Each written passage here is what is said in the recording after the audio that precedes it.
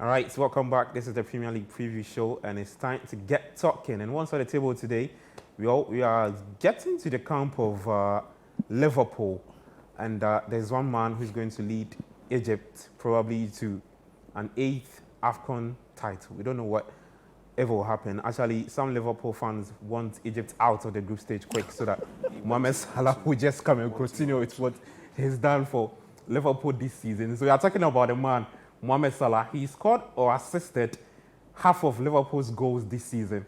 Liverpool have scored 43 goals this season, and Salah has been key in whatever Jurgen Klopp's side are doing. Charlie. Guys, that's on the table to talk about today. Kwame, I mean, you look at Salah's numbers, not just his numbers, the overall play, what he's done for this team. He's going to the AFCON. Depending on how Egypt would fare, it means that Liverpool are going to continuously miss Mohamed Salah's services for whatever they want to be doing. They are leading the table.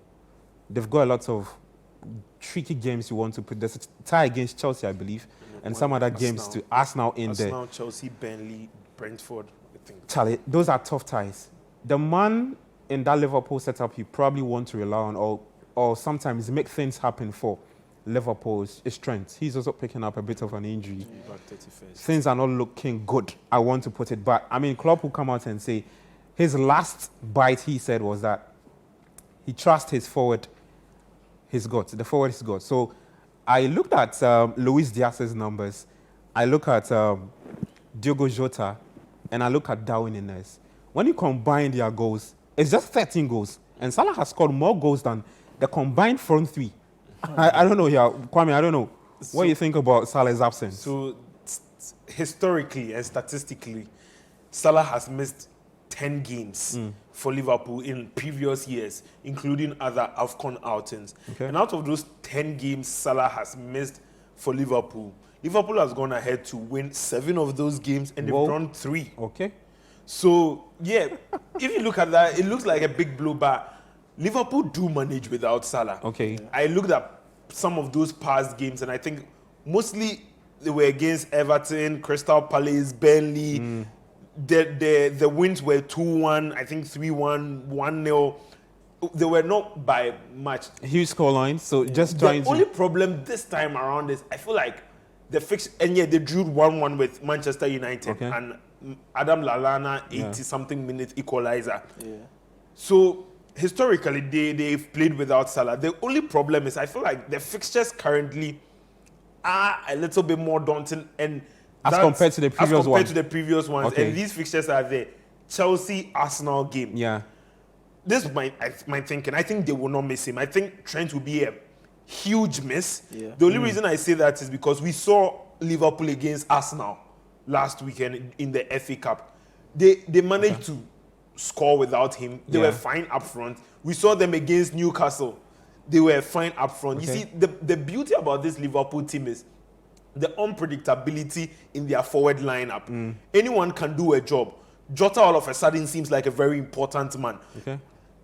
Núñez with his chaotic football seems like he can get you something. Gakpo can come off the bench and get you something. Even Liverpool fans, I know, is like, this is the most inshallah and vibes team they've seen, forward line they've seen in quite a long while. So the front line can conjure something for you. Luis Diaz is also Luis Diaz, there. you see, the thing is that on the right-hand side, Salah has just cemented that place that most of the players rarely play there. Yeah. So it's going to be something novel for them. But then even a player like Harvey Elliott has been spoken about a lot. Because he looks like the direct replacement for Salah in terms of a player who is a left footer. The only reason he played in the midfield on Friday is because Szoboszlai was out injured. But Szoboszlai is expected to be back. So for the front line, they just have too many options to experiment so many things, and Klopp can get his instructions to the players as to how they want to play. So Liverpool will not miss Salah, essentially. That's what you're trying to say. I don't think they will miss him that much. Okay. I don't think they will miss him that much. I'm just concerned about, for the Chelsea game, you know, on the normal, I wouldn't have been concerned for the Chelsea game. Yeah. But Chelsea just have this thing. They just have this epiphany for showing up against the big boys. Yeah. And that's why I come through. Because that would have been a game I can easily overlook and say, oh, this Chelsea team are not serious. But then Chelsea just have a way of showing up against the big boys. And that's why I can't count those games out. So it's the Chelsea game and the Arsenal game. Okay. Because I feel that like you, by that you want time, to see how Liverpool fare against yes, this because I think Arsenal would have picked up by then because Arsenal cannot get worse than they are performing currently. So those are the two games. And it's sad because you compare it to Manchester City's fixtures, the games they have Everton, Crystal Palace, and it's setting up perfectly. If Liverpool do not figure it out, we can be having Manchester City can start the gap now with these 5 games coming. Okay, Liverpool, talk to me. Just tell me Liverpool will miss Salah. I think Liverpool will miss Salah, but would it affect their title run? That's where I would say no. Okay. Because in 2022, they proved that when there was Salah and Mane in the AFCON, they both went to the final. They survived. They came back and pushed Manchester to just win the league by 1 point. So for me, I think if Jota was still out, that's when I would be worried. And in the last 2 games, against Arsenal and against Fulham, he has shown that he can be that player where he can drop deep and connect with the other 2 players playing either side on field. Okay. Yeah, a lot of mention has been done about Elliott, but in the 2 games he has played as Salahs directly playing, he hasn't done well. Yeah. And for me, I believe it's because he has been made to play so much in midfield. I think he's forgotten to play as a winger, and that's the issue. Okay. So for me, if Szoboszlai is coming back, I think anybody in the Gakpo or Diaz or anybody around that side, so far as Jota is in there and he can link up between the 2 of them, I think Liverpool will find goals. Liverpool don't have a problem creating chances. If you look at the chance creating chart, I think Liverpool is first or second or so. And even with Salah's stats, if Núñez has been more decisive in his finishing, he should have had more assists by now. So for Liverpool, chance creation is not a problem. The only problem is that, yes, they'll leak in 1 or 2 goals, but they'll make up for it up front. So will they miss Salah? Oh, yes. Especially in the past 2 seasons, Salah has become more of a creative person.